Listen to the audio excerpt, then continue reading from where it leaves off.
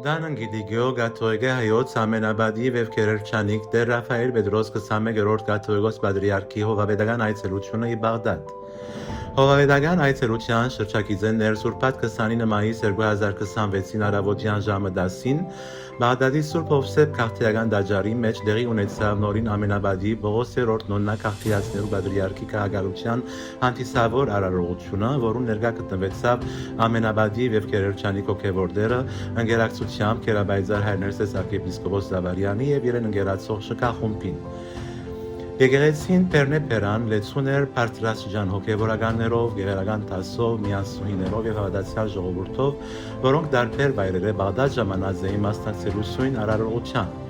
Այս իրադարձությունը բարձրապես իսական եւ արարողակարգային ծես չէր, այլ քրիստոնեական ներկայության կենթանի մարմնացում,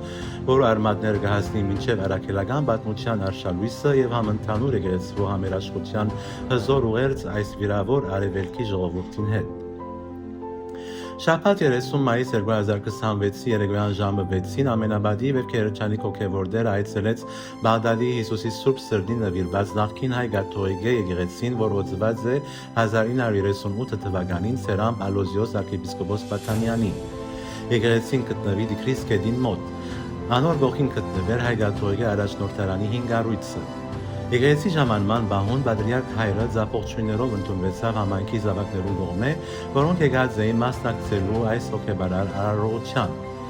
Եկեղեցվո մեջ տեղի ունեցած կարճ արարողության ընթացքի մեջ աղոթ եւ երգեցողություն տեղի ունեցավ հոգևոր տիրոջ եւ դպրաստացի կողմէ հայերեն եւ արաբերեն։ Ընթացքին Տիկին Հուդա Մալոյանը եկեղեցու պատմականը գարտած արաբերեն, իսկ հայերենը կիսասարգավակ Ռաուլ Սաբահը։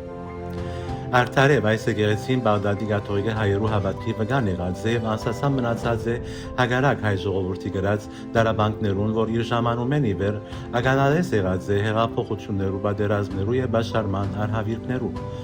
Սակայն այս տաճարի մեջ հանաբազորյա աղոթներ կբարձրանային հավատացյալներու սրտերեն, որոնք սուրբ խորհուրդները ստանալով կզորանային։